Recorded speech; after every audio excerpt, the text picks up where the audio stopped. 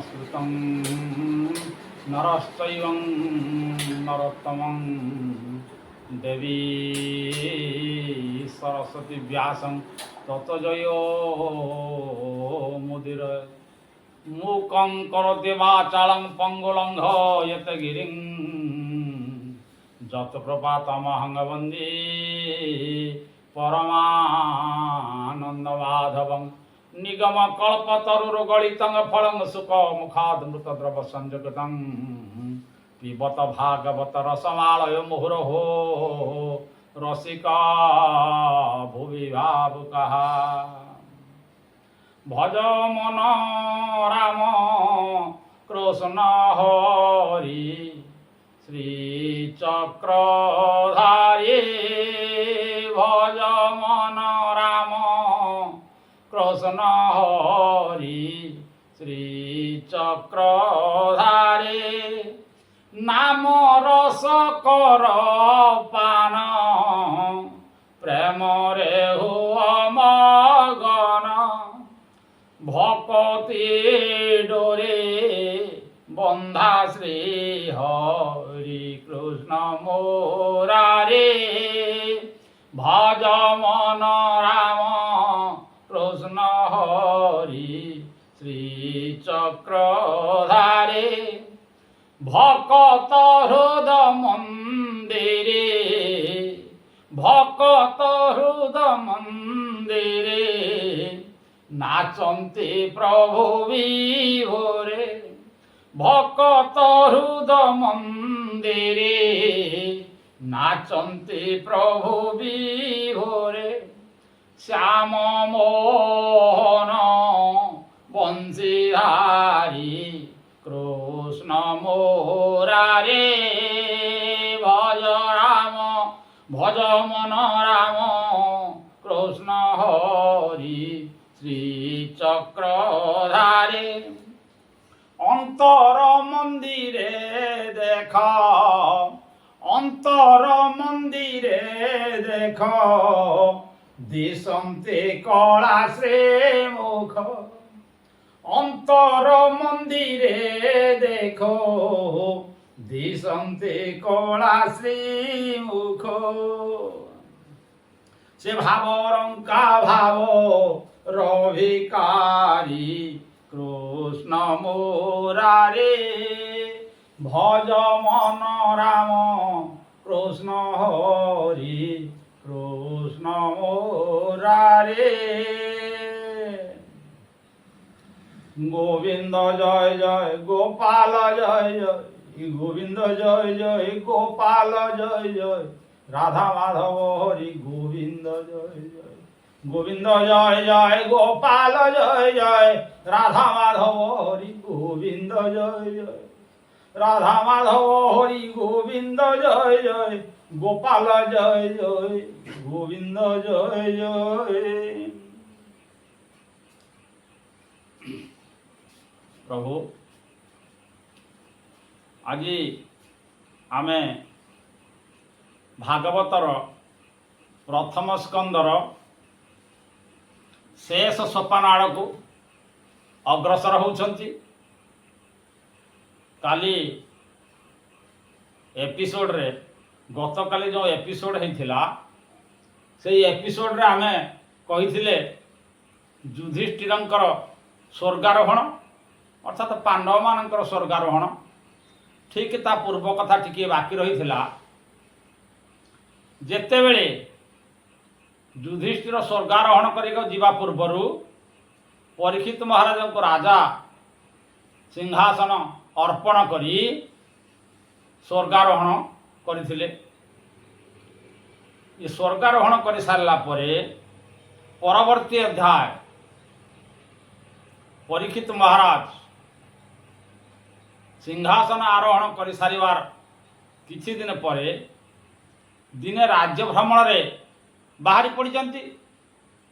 राज्यर भ्रमण न कले राज्यर दुख सुख किछि बुझी हुए ना।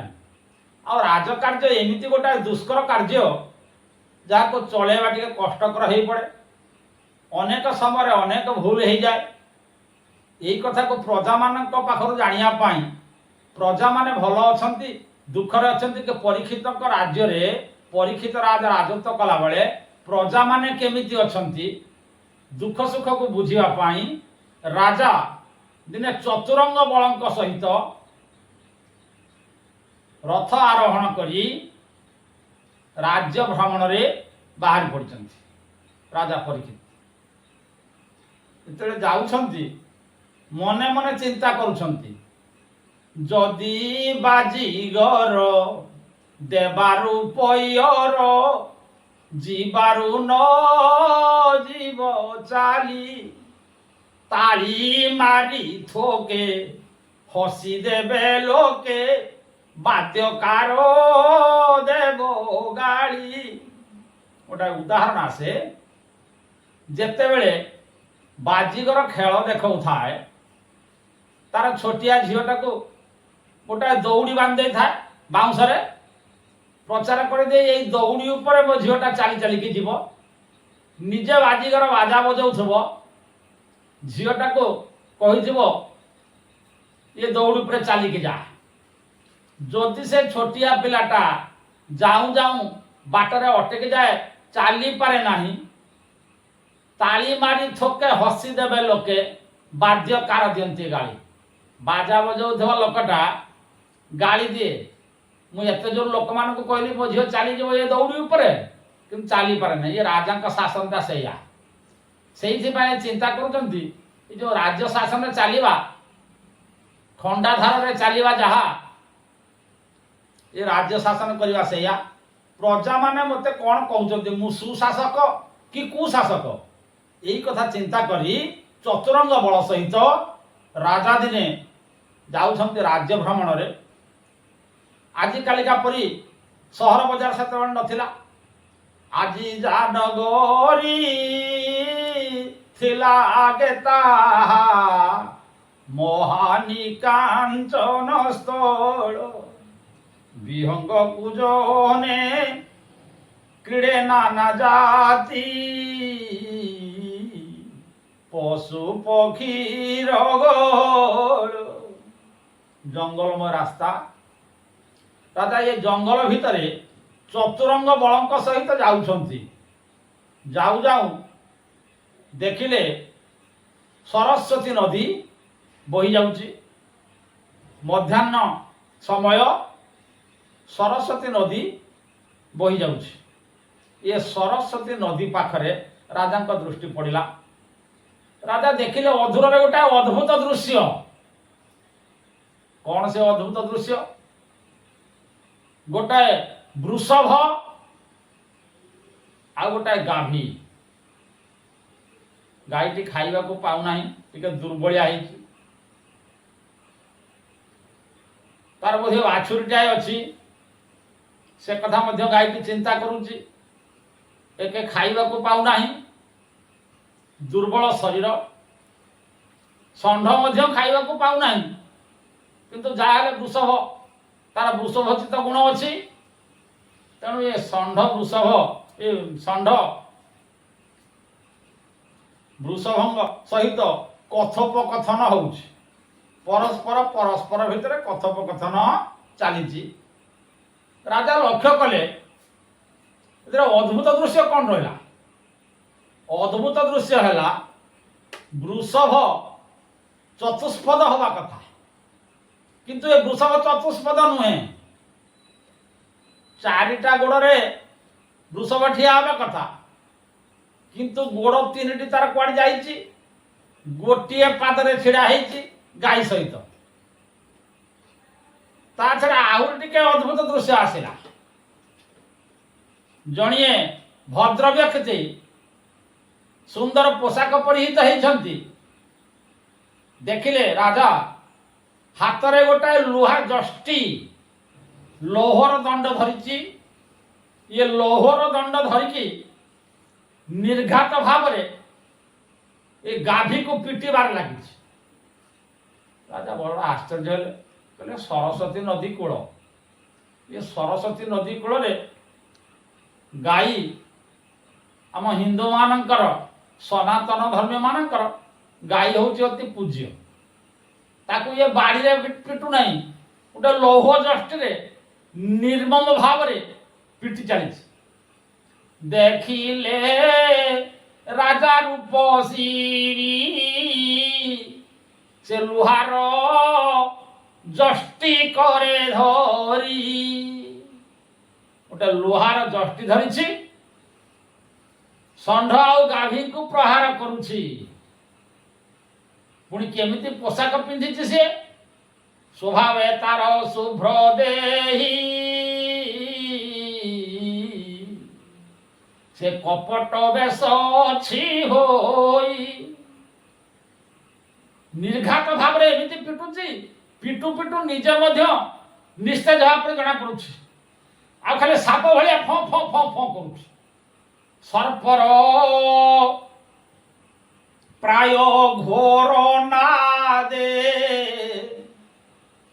दुष्ट हारे तांको पादे दुष्ट भाव रे प्रहार करुछि अरे वृषभर चारि पाद थिबा कथा ये चारि पाद ना तीन पाद रे बड़ कष्ट रे ठिया आइछि ताकू पुणी ये निर्दय भाव रे प्रहार करुछि गायटा दुर्बलिया ताकू मध्य निर्भय भाव रे दुष्ट भाव रे दया करू नाही निर्दय भाव रे प्रहार कर चलछि ये संधर पुणी गोटाए पाद रे ठिया आइछि ना कहले स्वभाव कोई चरण ताकू प्रहार करे पुनः पुनः स्वभाव गोटे पाद रे ठिया आइछि ताकू पुणी से प्रहार करुछि ये दृश्य देखिके राजा भाबुचंती ये होची प्रथमे थिला दुष्ट राज्य थिला जेते बेले दुर्योधन राजत्व करुथिला सेते बेले दुष्ट मानकर अत्याचार बढ़ी जाइथिला ता परे परे युधिष्ठिरଙ୍କ राजत्व आसिला युधिष्ठिर राज्य धर्ममय राज्य धर्म राजा पालन करुथिले तापरे आसिले मु राजा हा पय मु मध्य धर्म रे पालन करूची राज्य को ये दुष्ट लोकटा कोड आसिला राजा चिंता कले मो राज्य रे ताहले दुष्टामी प्रकृतिर लोक मानकर संख्या बढ़ी गलानी सेइथबे राजा अश्वरु ओल्हे पड़िले अश्वरु ओल्हे पड़ी पादरे चाली चाली जाकि ता पाखे पहुंचंती पहुंच की पचारुचंती क्ला किंपाई तोर घन घन देही पचारुचंती गाई की तू मूत्र पुरीश उत्सर्ग एमिति भयभीत हो जाइछि गाभी से परिश्रा करी पकाउछि मूत्र पुरीश उत्सर्ग राजा देखि आश्चर्य हेले देखिले पाखरे बाछुरटाए मध्य नाही राजा हृदय प्राणी मानक हृदय कथा बुझी पारंती कहले ये बस्ता मध्य या पाखरे नाही ये बस्ता भी हुने कंपे देही जीव से भोजन इच्छय गाई के खाइबा को पाउ नाही दुर्बल हो जाइछि पुण ताको माड़ बसुछि से मूत्र पुरुष उत्सर्ग करि पकाउछि पचारले कहले ए सुंदर पोशाक पिंधिचु हाथ में जष्टि धरिचु निर्दय भाव गाभी को ताड़न करुचु गाई कहीं ताड़न करुचु काहू ओइलु तू पुरुष कह तोहर नाम किस अरे तो ना कौन बाड़ी धरी कहीं गाईटा को पिटुचु पुणी चाहिए वृषभ आड़ को रे वृष काहू ओइलु तू वृष मोर तू वृष मृणाल कोमल पुणी एक ही पाद तो चंचल तू गोटे पाद ठिया आइचु तोर तो चारिटा पाद हवा कथा तोर कौन तीन पाद कुआड़े गला तोहर चारि पाद थिला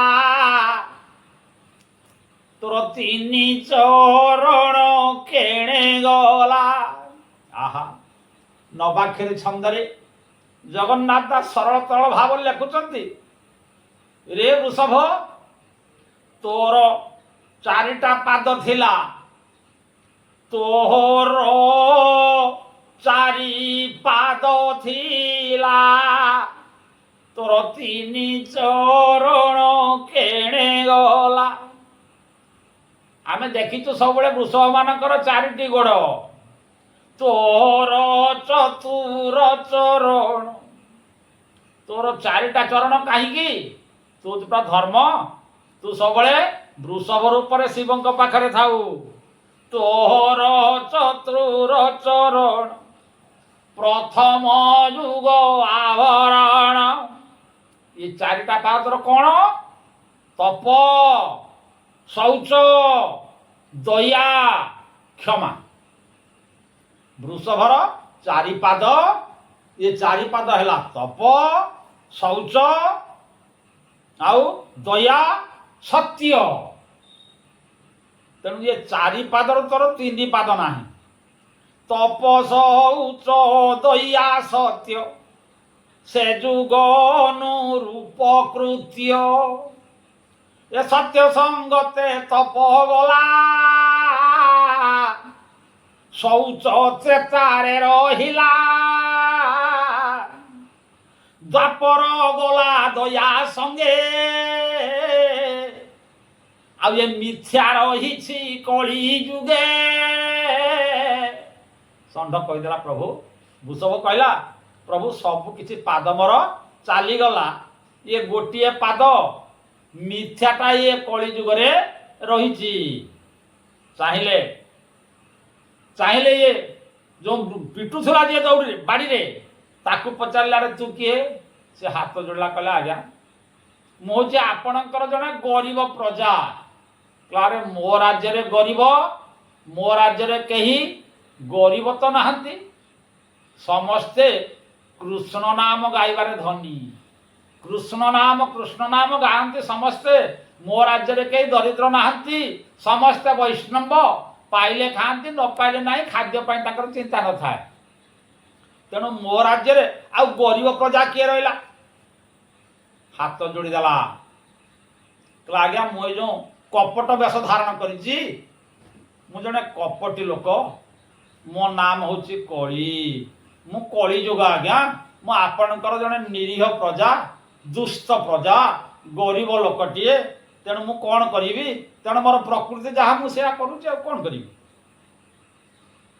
ହଠାତ୍ ରାଗିଗଲେ, କ୍ରୋଧରେ ବଶୀଭୂତ ହେଲେ, କହିଲେ ଦେଖୁଛୁ ମୋ ହାତରେ ଏ ଯେଉଁ ଧନୁର୍ବାଣ ଅଛି, ଏ ଧନୁର୍ବାଣରେ ତ ଶିରଚ୍ଛେଦନ କରିବି।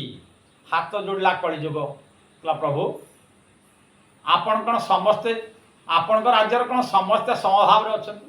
କିଏ ଧନୀ ଅଛି, କିଏ ଦରିଦ୍ର ଅଛି, କିଏ ସତୁଆ ଅଛି, କିଏ ମିଛୁଆ ଅଛି, କିଏ ଖଚୁଆ ଅଛି। ଅନେକ ପ୍ରକାରର ମାନବ ଆପଣଙ୍କ ରାଜ୍ୟରେ ବାସ କରନ୍ତି। ମୁଁ ସେମିତି ଜଣେ ନିରୀହ ପ୍ରଜା ନୁହେଁ, ମୁଁ ଟିକେ ଖଚୁଆ ପ୍ରଜା, କଳି ଲଗେଇବା ପ୍ରଜା, ମୋ ନାଁ କଳି। ରାଜା କହିଲେ ମୋ ରାଜ୍ୟରେ ଏମିତି ପ୍ରଜା କେହି ରହିପାରିବେ ନାହିଁ, ତତେ ମୁଁ ଉପଯୁକ୍ତ ଦଣ୍ଡ ଦେଇକି ବାହାର କରିଦେବି। ହାତ ଯୋଡ଼ିଲା, କହିଲା ପ୍ରଭୁ ଯିବି କୁଆଡ଼େ ମୁଁ? ରାଜା କହୁଛନ୍ତି ନାଇଁ ତତେ ଯିବାକୁ ପଡ଼ିବ, ତୁ ମୋହର କ୍ଷେତ୍ରରେ ନ ପଶିବୁ, ଯଦି ଜୀବନେ ନ ବର୍ତ୍ତିବୁ। ଯଦି ଜୀବନରେ ବଞ୍ଚିବାକୁ ଚାହୁଁଛୁ ତୁ ମୋ ରାଜ୍ୟକୁ ପ୍ରବେଶ କରିପାରିବୁ ନା। ଲୋଭ ଅନର୍ଥ ଚୌର୍ଯ୍ୟ କର୍ମ ଏ ଆଦି ଶ୍ରେଷ୍ଠ ଯେ ଅଧର୍ମ। ଆରେ କଳିଯୁଗ ତୋର କାମ ହଉଛି ଲୋଭ, ଅନର୍ଥ, ଚୌର୍ଯ୍ୟ କର୍ମ। ତେଣୁ ଇଏ କାମ ଯିଏ କରିବ ସେ ମୋ ରାଜ୍ୟରେ ରହିପାରିବନି। ଆଉ ତୋର ସଙ୍ଗେ ଥାନ୍ତି ନିତ୍ୟ, ତୋ ସଙ୍ଗରେ କିଏ ଥାଏ? ଲୋଭ, ଅନର୍ଥ, ଚୌର୍ଯ୍ୟ, ମିଥ୍ୟା, ଏସବୁ ତୋ ସାଙ୍ଗରେ ଥାନ୍ତି। ତୋର ସଙ୍ଗେ ଥାନ୍ତି ନିତ୍ୟ,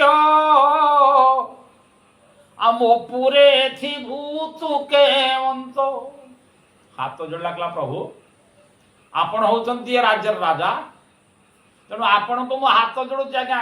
କଳି दरकार पड़े पाद धर, दरकार पड़े चुट्टी धर, चरण चुटिया। ये चरण चुटिया कली पाद धरी पकेला, कहला प्रभु भूल हो जाइए मोर, क्षमा करंतु, क्षमा देले बाबू क्षमा तो मिलोई, क्षमार नथा ए अंत, क्षमार ग्रहीता क्षमा दाता दुहे ए भुवने भाग्यवंत। क्षमा कथाटा जिते कहीदेला कहले मु तो राजा, मु क्षमा देवा उचित, मोर कौन सब प्रजा। राजा परीक्षित मने मने भाविले मत क्षमा मागिलानी। क्षमा हूँ राजा मान पाखे बड़ गुण। राजा चिंता कले कहले मो राज्यर प्रजा ये जो गुणर अधिकारी, मो प्रजा पाखे यह गुण किसी काम करना। मो राज्य कई लोक चोरी करती ना, मो राज्यर लोक कई मद्यपान करती ना, मो राज्यर लोक मैंने कहीं किसी अनीति काम करती ना। जदि क्षमा मागिला ये दंड पाइबार योग्य जे, कि दंड देवी ना, कारण दंडीवा शक्ति जार थाई से पुणी क्षमा चरई। दंडीवा शक्ति जहाँ भितर अच्छी दंड पाइबार योग्य सी, किंतु जेहेतु क्षमा मागिला तेणु ताकू मु क्षमा देवी। ये कलिजुग तुम्हें कौन चाहूच? कहला आज्ञा मोर घर खंडिए नहीं, ये भारत वर्ष भितर आर्यावर्त मोर घर खंडिए नहीं, मोर जमी खंडिए नहीं, तेणु मो अनाथ भाव चारिआडे बुलुची। तेणु दयाक जदि मोटा गोटे इंदिरा आवास खंडिए दियंते, जमी खंडे दियंते, मु घर खंडिए करके रहंती। आगे आमर बासस्थान बोली किसी ना। कहले ओहो प्रकृत मो राज्यर एत बड़ दरिद्र प्रजा ये, तेणु कहले ठीक अच्छे ते जमी खंडिए दबा। कौटू केते प्रकार जमी नबू? कहले मु तो 4 गुंठु जमी देवी। कहले आगे ये 4 गुंठु जमी हम? कहले हाँ ते 4 गुंठु जमी देवी, आउ बेसी दे हेबनी। कहला आज्ञा कौटी कौटी देवे, प्लॉट नंबर केते कहूना? कहला 4 प्रकार स्थान देला नित्य धर्म जो ही लीला। कहला मते 4 जगह प्लॉट दउची, कौटी देवी ना? द्वित कामिनी मद्यपान, द्युत कामिनी मद्यपान, ये प्राणी मरण जेवा स्थान। कलिजुग कहला प्रभु मत कौ कौ जगह देले? कहले मु तो 4टा जगह दउची। गोटे हूँ द्यूत क्रीड़ा, जोठी पशा खेल हो कामिनी मान सहित, जोटी रास क्रीड़ा करुवे युवक मान। द्यूत क्रीड़ा कामिनी मान सहित आउ मद्यपान जोटी हो से जगह तो रही। आउ कौट रहा? 3टा तो है। 3टा नुह 4टा जगह दौर। आ गोटे जगह हूँ हिंसा, जोटी हिंसा थी से जगह घर कर रही। जोठी लोक मैंने मद्यपान करुवे से रही। जोठी कामिनी कांचन क्रीड़ा चली से रही। जोटी द्यूत क्रीड़ा हो रही। अर्थात कहिबार उद्देश्य हूँ परीक्षित राजा भाभी जे मो राज्य कहीं द्यूत क्रीड़ा करती ना, कहीं अन्याय काम स्त्री सहित अन्य पर स्त्री गमन करती ना, कहीं मद्यपान करती ना, कहीं हिंसा आचरण करती ना। तेणु ये जागा पाइब ना कलिजुग, ये पलैब। कलिजुग कहला आज्ञा ये 4 गुंठु जगह मत हम नहीं, दयाकर आउ गोटे जगह दिंतु। कहले आउ कौन? କଳିଯୁଗ କହିଲା ଆଉ ଗୋଟେ ଜାଗା ଯଦି ହେତିକି ଜାଗା ମୋତେ ହବ ନାହିଁ ଆଦୌ, ଆପଣ ଯୋଉ ଜାଗା ଦେଲେ ସେତିକି ଜାଗାରେ ମୁଁ ଘର ଖଣ୍ଡିଏ ବି କରିପାରିବିନି। ମୁଁ ସିନା ଏଇଠି ରହିବି, ତହିଁ ମୁଁ ଥିବି ନିରନ୍ତର, ପଞ୍ଚମ ସ୍ଥାନ ଦିଅ ମୋର। କହିଲେ ମୋତେ 5 ଗୁଣ୍ଠ ଜାଗା ଦିଅନ୍ତୁ, 5 ଗୁଣ୍ଠ ଜାଗା ହେଲେ ଘର ଖଣ୍ଡିଏ କରିବି, ବଗିଚା ଖଣ୍ଡିଏ କରିକି ରହିବି। କହିଲା ଆରେ ଆଉ କୋଉ ଜାଗା ତତେ ଦେବି କହ? କଳିର ବାକ୍ୟ ଶୁଣିଛି ତେ,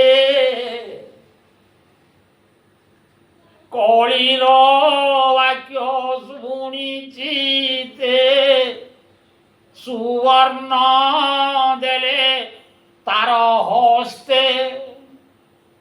କହିଲେ ମୋ ରାଜ୍ୟରେ ସମସ୍ତେ ତୁଳସୀ ମାଳିଆ, ତୁଳସୀର ମାଳ ପରିଧାନ କରନ୍ତି, କେହି ସୁନା ଚେନ ବେକରେ ପକାନ୍ତି ନାହିଁ।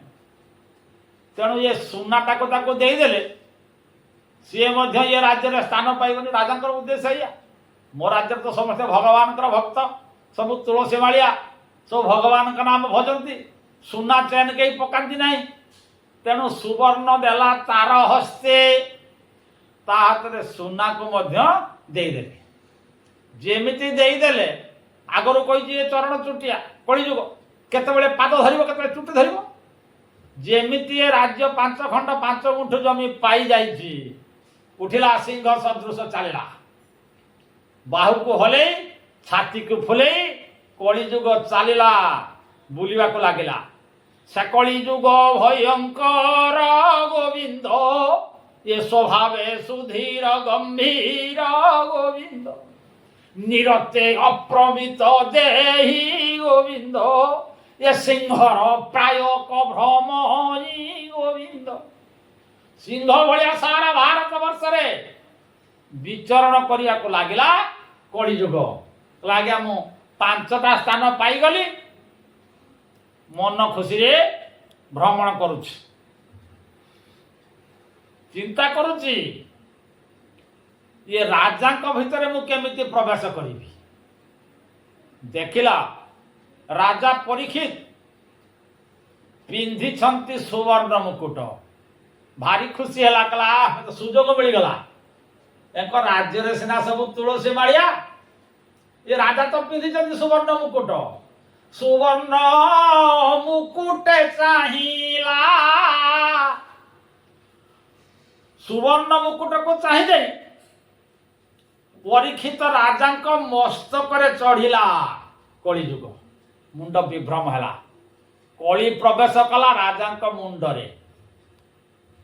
ଯେତେବେଳେ ରାଜାଙ୍କ ମୁଣ୍ଡରେ କଳି ପ୍ରବେଶ କଲା, ରାଜା ସରସ୍ୱତୀ ନଦୀ ତୀରରୁ ବାହାରି ଚାଲିଲେ ଜଙ୍ଗଲ ଭିତରକୁ। ଜଙ୍ଗଲ ଭିତରେ ଭ୍ରମଣ କରୁଛନ୍ତି, ନିଘଞ୍ଚ ଜଙ୍ଗଲ। ବୁଲୁ ବୁଲୁ ସମୟ ଦିନ ଦ୍ୱିପ୍ରହର ହେଇ ଆସିଲାଣି। ଏମିତିକା ଘଞ୍ଚ ଜଙ୍ଗଲ, ଅନ୍ଧାର ଦେଖାଯାଉଛି, ଦିନଟା ମଧ୍ୟ ଅନ୍ଧାର ଭଳି ଦେଖାଯାଉଛି। ସେଇ ଜଙ୍ଗଲ ଭିତରେ ପ୍ରବେଶ କରି ଯାଉ ଯାଉ କିଛି ବାଟ ଅତିକ୍ରମ କରିଛନ୍ତି। ସବୁବେଳେ ଜଙ୍ଗଲ ଘଞ୍ଚ ନଥାଏ, ନିବିଡ଼ ଜଙ୍ଗଲ କ୍ରମଶଃ କମି ଆସିଲା। ଦେଖିଲା ରାଜା ଦେଖିଲେ ଅଶ୍ୱସ୍ଥ ଗଛ ମୂଳରେ ଜଣେ ସନ୍ନ୍ୟାସୀ ବସିକି ତପସ୍ୟା କରୁଛନ୍ତି। କାହିଁରେ ସେ ମୁନି କେତେ କାଳ ବସି କରିଲେ ତପସ୍ୟା ସାର। କେତେ କାଳ ହେଲା ବସି ସେ ମୁନି ତପସ୍ୟା କରୁଛନ୍ତି କେଜାଣି, କିନ୍ତୁ ପୂର୍ଣ୍ଣନାଭ ଠାବେ ଠାବେ ତାଙ୍କ ଦେହେ ବୁଣିଥିଲା ଜାଲ। ପୂର୍ଣ୍ଣନାଭ ବୁଢ଼ିଆଣି ଏମିତି କେତେ ଦିନ ହେଲା ତପସ୍ୟା କଲେଣି କେଜାଣି, ତାଙ୍କ ଦେହରେ ସବୁ ବୁଢ଼ିଆଣି ଜାଲ ଘେରି ସାରିଲାଣି। ରାଜା ପରୀକ୍ଷିତ ଲକ୍ଷ୍ୟ କଲେ ମସ୍ତକ ଆଡ଼କୁ। ଏ ମୁଣ୍ଡରେ ଦେଖିଲେ ସନ୍ନ୍ୟାସୀଙ୍କ ମସ୍ତକରେ ଏମିତି ଜଟାଭାର ହେଇଛି, ସାଧୁଙ୍କ ମସ୍ତକର ଜଟାଭାର ଉପରେ ପକ୍ଷୀ କରିଛନ୍ତି ଘର। ମସ୍ତକ ଉପରେ ଏ ଜଟା ଭାରକୁ ବସା କୋମଳ ବସା ବୋଲି ମନେ କରି ଚଢ଼େଇ ମାନେ ତା ଦେହରେ ମଧ୍ୟ ଅଣ୍ଡା ଦେଲେ। ମାନେ ଏମିତି ଋଷି ସମାଧିସ୍ଥ ଅଛନ୍ତି। ଏ ଋଷି ଜଣକ କିଏ ଏକଥା ତାଙ୍କୁ ଚିନ୍ତା କରିବାକୁ ସମୟ ନାହିଁ। ଭ୍ରମଣ କରୁ କରୁ ଦିନ ଅବସାନ ହେବାକୁ ବସିଲାଣି। ଦିନ ସୂର୍ଯ୍ୟମଣି ଅପରାହ୍ନର ସୂଚନା ଦେଲେଣି। ରାଜାଙ୍କୁ ଭୀଷଣ ଶୋଷ ଲାଗୁଛି। ରାଜା ଭୀଷଣ ତୋଷାର୍ଥ। ରାଜା ଯାଇକି ପହଞ୍ଚିଲେ ମୁନିଙ୍କ ପାଖରେ। କହିଲେ ହେ ମୁନିବର, କଣ୍ଠରେ ପେଟ ଭିତରେ ମୋର ଭୀଷଣ ତୃଷା, ମୋ ତଣ୍ଟି ଶୁଖି ଯାଉଛି, ଆପଣ ଟିକେ ଜଳ ଦାନ କରନ୍ତୁ। ଋଷି ତ ନିର୍ବିକାର ଭାବରେ ବସିଛନ୍ତି ସମାଧିସ୍ଥ। ସମାଧିସ୍ଥ ଅବସ୍ଥାରେ ଋଷିଙ୍କୁ ଶୁଭୁ ନାହିଁ। ତଥାପି ରାଜା ଖୁବ୍ ଟିକେ ଉଚ୍ଚ ସ୍ୱରରେ କହିଲେ, ହେ ମହାଭାଗ, ମୁଁ ରାଜା ପରୀକ୍ଷିତ, ମୁଁ ମହାରାଜ ପରୀକ୍ଷିତ ଆସିଛି ଆଜ୍ଞା। ମୁଁ ଭୀଷଣ ତୃଷାର୍ଥ। ତୃଷାର୍ଥକୁ ଜଳ ଦେବା କ'ଣ ଭୁଲ? ଆପଣ ଟିକେ ମୋତେ ଜଳ ଦିଅନ୍ତୁ। ତଥାପି ଋଷି ନିର୍ବିକାର। ଭାବିଲେ ବୋଧେ ଋଷି ଶୁଣି ପାରୁନାହାନ୍ତି। ପୁଣି ଥରେ ଆଉ ଟିକେ ଉଚ୍ଚ ସ୍ୱରରେ କହିଲେ, ମୁଁ ତୃଷାର୍ଥ, ମୋତେ ଜଳଦାନ କରନ୍ତୁ। ତଥାପି ଋଷି ନିର୍ବିକାର। ରାଜା ମନେ ମନେ ଭାବିଲେ, କଳି ତ ପ୍ରବେଶ କରିଛି ମୁଣ୍ଡ ଭିତରେ। ରାଜା ମନେ ମନେ ଭାବିଲେ, ଇଏ ନିଶ୍ଚୟ ଜଣେ ଭଣ୍ଡ ସନ୍ନ୍ୟାସୀ। ଏତେ ଜୋର ଚିତ୍କାର କରି ମୁଁ କହୁଛି, ଅଥଚ ଇଏ ମୋତେ ପାଣି ଟୋପାଏ ଦେଉନି। ତୃଷାର୍ଥକୁ ଯେତେବେଳେ ଜଳ ଦେଇ ନ ପାରୁଛି, ଇଏ କ'ଣ ତପସ୍ୱୀ ହେବ? ଅନ୍ୟର ପ୍ରାଣୀର ମନ କଥା ସିଏ ବୁଝିପାରୁନାହିଁ। ସିଏ କି ତପସ୍ୱୀ? ରାଜାଙ୍କ ହୃଦୟ ଭିତରେ କ୍ରୋଧ ଜାଗ୍ରତ ହେଲା। ମହାରାଜ ପରୀକ୍ଷିତଙ୍କ ହୃଦୟରେ କ୍ରୋଧ। ଚାହିଁଲେ, କ୍ରୋଧିତ ନୟନରେ ଚାହିଁଲେ, ପାଖରେ କେହି ନାହାନ୍ତି। ଦେଖିଲେ ଗୋଟାଏ ମଲା ସାପ ଦୂରରେ ପଡ଼ିଛି। ରାଜା ଯେଉଁ ଧନୁଶର ଧରିଥିଲେ, ଧନୁ ହୁଳକୁ ସର୍ପ ଧନୁ ହୁଳକୁ ନେଇ ହେଳେ। ଧନୁ ହୁଳରେ ଯୋଉ ମଲା ସାପଟା ପଡ଼ିଥିଲା, ଲମ୍ବାଇ ଦେଲେ ରାଜା ଗୋଳେ। ରାଜା ଧନୁ ହୁଳରେ ମଲା ସାପଟାକୁ ନେଇ ଏ ଋଷିଙ୍କ ବେକରେ ଗୁଡ଼େଇ ଦେଲେ। ଗୁଡ଼େଇ ଦେଇକି ରାଜା ପ୍ରତ୍ୟାବର୍ତ୍ତନ କରୁଛନ୍ତି ସ୍ୱଗୃହ ଅଭିମୁଖରେ। ରାଜା ସିନା କ୍ରୋଧରେ ବଶୀଭୂତ ହେଇଥିଲେ, ପୁଣି ଚିନ୍ତା କଲେ, କହିଲେ ମୁଁ କ'ଣ କଲି? ହୁଏତ ଋଷି ଜଣକ ସମାଧିସ୍ଥ ଥିବେ, ଶୁଣି ପାରୁନଥିବେ। ହଉ, ଭୁଲବଶତ ହେଇଗଲା, ଏ ଭାବିକି ଚାଲିଛନ୍ତି। ଠିକ କିଛି ଦୂର ଯାଇଛନ୍ତି, ଇଏ ଋଷିଙ୍କର ପୁଅ ଋଷି କୁମାର ମାନଙ୍କ ସହିତ ଖେଳୁଥିଲେ। ପିଲାମାନଙ୍କର ଇଏ ହେଉଛି ଗୋଟେ ଗୁଣ, ଖେଳୁ ଖେଳୁ ମରାପିଟା ଲାଗିଯିବେ। ଏ ପିଲାମାନଙ୍କର ସ୍ୱାଭାବିକ ଗୁଣ। ଖେଳୁ ଖେଳୁ ପରସ୍ପର ଭିତରେ ପିଟାପିଟି ମୁଥି ମରାମୁରି ଲାଗୁଛନ୍ତି। ଜଣେ ଋଷି ବାଳକ ଆଉ ଜଣେ ଋଷି ବାଳକକୁ କହୁଛି, କ୍ଲାରେ ତୋ ବାପାରେ ବେକରେ ମଲା ସାପ ଗଳେଇ ଦେଲେ, ରାଜା ପରୀକ୍ଷିତ ଗଳେଇ ଦେଲା, ତାର କିଛି କରିପାରିଲୁନି, ଆଉ ମୋତେ ତୁ ବିଧା ବିଧା ମୋ ପିଠରେ ବିଧା ମାଗୁଛୁ। ଚାହିଁଲେ ଋଷି କୁମାର, କହିଲେ ଆରେ ସିଏ ମଧ୍ୟ କ୍ରୋଧରେ ଜର୍ଜରିତ ହେଇ ଉଠିଲେ। କହିଲେ ପ୍ରକୃତ ମୁଁ ଯଦି ଋଷି କୁମାର ହେଇଥାଏ, କେବେ ତ ଏ ତୁଣ୍ଡ ବଚନ ହୋଇ ନାହିଁ ଅନ୍ୟଥା। କାୟ ମନ ବାକ୍ୟ ସତତ ସତ୍ୟ ସଙ୍ଗତେ ଗୁନ୍ଥା। ମୋ କାୟା ମନ ବାକ୍ୟ ଯଦି ପ୍ରକୃତରେ ମୁଁ ସତ୍ୟ ହେଇଥାଏ, ଯଦି ମୁଁ ସତ୍ ପଥରେ ଚାଲୁଥାଏ, ମୋ ବାପା ବେକରେ ଯିଏ ମଲା ସାପ ଗୁଡ଼େଇ ଦେଇଛି, ଆଜି ପାଖରୁ 7 ଦିନ ଭିତରେ ତାକୁ ତକ୍ଷକ ଦଂଶନ କରିବ ଏବଂ ତାର ମୃତ୍ୟୁ ହେବ। ରାଜା ସିନା ଚାଲିଗଲେ, ଶୁଣି ନାହାନ୍ତି, କିନ୍ତୁ ଏ କଥାଟା ଜଙ୍ଗଲର କେହି ଭିଲ୍ଲ ବୋଧେ ଶୁଣୁଥିଲେ। ଏ କଥାଟା ଚାରିଆଡ଼ୁ ତା କାନରୁ ତା କାନ, ତା କାନରୁ ତା କାନ ପ୍ରଚାରିତ ହେଇ ରାଜଭବନ ପାଖରେ କଥା ପଡ଼ିଲା। ରାଜା ପରୀକ୍ଷିତଙ୍କୁ 7 ଦିନ ଭିତରେ ସର୍ପ ଦଂଶନ କରିବ। ରାଜା ଏଥିପାଇଁ ମନ ଦୁଃଖ କରୁନାହାନ୍ତି। ଯଦିଓ ଅଭିଶାପ ପଡ଼ିଛି ତଥାପି ରାଜା ମନ ଦୁଃଖ କରୁନାହାନ୍ତି, କହିଲେ ଭଲ ହେଲା। କାରଣ ଯେଉଁମାନେ ସାଧୁ ସନ୍ନ୍ୟାସୀ ପ୍ରବୃତ୍ତିର ଲୋକ ତାଙ୍କ ପାଇଁ ଶୀତ ଉଷ୍ଣ ଈର୍ଷା ସତ୍ୟ ସବୁକିଛି ତାଙ୍କ ପାଇଁ ସମାନ। କହିଲେ ଭୁଲ ହେଇଥିଲା, ମୁଁ ଦଣ୍ଡ ପାଇଲି, କିଛି ଅସୁବିଧା ନାହିଁ। ତେଣୁ ମୃତ୍ୟୁକୁ ଡରିନି ମୁଁ, ତେଣୁ ମୃତ୍ୟୁ ମୋତେ ଡରେଇ ପାରିବ ନାହିଁ। ଭଲ ହେଲା ରାଜ୍ୟ ଶାସନ ଭିତରେ ଥାଇ ମୁଁ ନିଜକୁ ନିଷ୍ପେଷିତ ମନେ କରୁଥିଲି, ହଉ ଭଲ ହେଲା। ତେଣେ ଜାଣିବାକୁ ପାଇଲେ କାହା ବେକରେ ଇଏ ମଲା ସାପ ଗଳେଇଥିଲେ। ଏ ଋଷିଙ୍କର ନାମ ହେଉଛି ଶମିକ। ତାଙ୍କୁ ମଧ୍ୟ ଅଙ୍ଗିରସ ବୋଲି କୁହାଯାଏ। ଶମିକ ମୁନିଙ୍କର ପୁଅ ହେଉଛନ୍ତି ଶୃଙ୍ଗି। ଶମିକ ମୁନି ଅଭିଶାପ ଦେଇନାହାନ୍ତି, ତାଙ୍କ ପୁଅ ଶୃଙ୍ଗି ଦେଲେ ଅଭିଶାପ। ଯେତେବେଳେ ଧ୍ୟାନ ଭଗ୍ନ ହେଲା ଶମିକ ଡାକିଲେ ପୁଅ ଶୃଙ୍ଗିକୁ, କହିଲେ ଶୃଙ୍ଗିରେ ତୁ କାହାକୁ ଅଭିଶାପ ଦେଲୁ? କହିଲା ବାପା, ଆପଣଙ୍କ ବେକରେ ଜଣେ ରାଜା ମଲା ସାପଟାକୁ ଧରି ଆପଣଙ୍କ ବେକରେ ଲମ୍ବେଇ ଦେଇଥିଲା, ସେଇଥିପାଇଁ ମୋର କ୍ରୋଧ ଜାଗ୍ରତ ହେଲା, ମୁଁ ତାକୁ ଅଭିଶାପ ଦେଲି। କହିଲା ତୁ କ'ଣ କଲୁ? ସମଗ୍ର ମୁନି ସମାଜକୁ ମୋତେ ନୁହେଁ, ଏ ସମଗ୍ର ମୁନି ସମାଜକୁ ତୁ ଦୁର୍ନୀତିଗ୍ରସ୍ତ କରିଦେଲୁ। ମୁନିମାନଙ୍କର ଧର୍ମ ନୁହେଁ କ୍ରୋଧ, ମୁନିମାନଙ୍କର ଧର୍ମ ନୁହେଁ ଅଭିଶାପ ଦେବା। ତୁ କ୍ରୋଧରେ ବଶବର୍ତ୍ତୀ ହେଲୁ। ପରୀକ୍ଷିତ ଭଳିଆ ରାଜା ଯିଏ ଜନ୍ମରୁ ମାତୃଗର୍ଭରୁ ଭଗବାନଙ୍କୁ ଦର୍ଶନ କରିଥିଲେ, ଭଗବାନଙ୍କୁ ଯିଏ ଦର୍ଶନ କରିଥିଲେ ମହାରାଜ ପରୀକ୍ଷିତ, ତୁ ସେଭଳି ଧାର୍ମିକ ରାଜାଙ୍କୁ ଏଭଳିଆ ଅଭିଶାପ ଦେଲୁ। ସେ 7 ଦିନ ଭିତରେ ତାଙ୍କର ମୃତ୍ୟୁ ହେବ। ଭୁଲ ହେଇଗଲା। କହିଲା କ'ଣ କରିବି? ମୁଁ ତ ସତ୍ୟ ସହିତ ଗୁନ୍ଥା ପାଟିରୁ ଯାହା ବାହାରିଯାଏ ତାହା ସବୁବେଳେ ପ୍ରତିଫଳିତ ହୁଏ। ତେଣୁ ମୋ ପାଟିରୁ ଆগে ବାହାରି ଯାଇଛି, ବାପା କ'ଣ କରିବା? କହିଲା ଭୁଲ ହେଇଗଲା। ଯେତେବେଳେ ପରୀକ୍ଷିତ ରାଜା ଚାଲିଯିବେ, ପରୀକ୍ଷିତ ରାଜାଙ୍କର ମୃତ୍ୟୁ ହେଲେ ଚୌର୍ଯ୍ୟମାନେ ଉପଦ୍ରବ କରିବେ, ଏ ଦେଶରେ ଖାଦ୍ୟ ଅଭାବ ହେବ, ଅନେକ ଆମେ ହଇରାଣ ହେବା। ମୁନି ଋଷିମାନେ ଚଳିବା କେମିତି? ମୁନି ଋଷିମାନଙ୍କ ପ୍ରତି ଅତ୍ୟାଚାର କରିବେ ଲୋକମାନେ, ତେଣୁ ଆମେ ଚଳିବା ଅସୁବିଧା ହେବ। ତେଣୁ ବଡ଼ ଭୁଲ ହେଇଗଲା।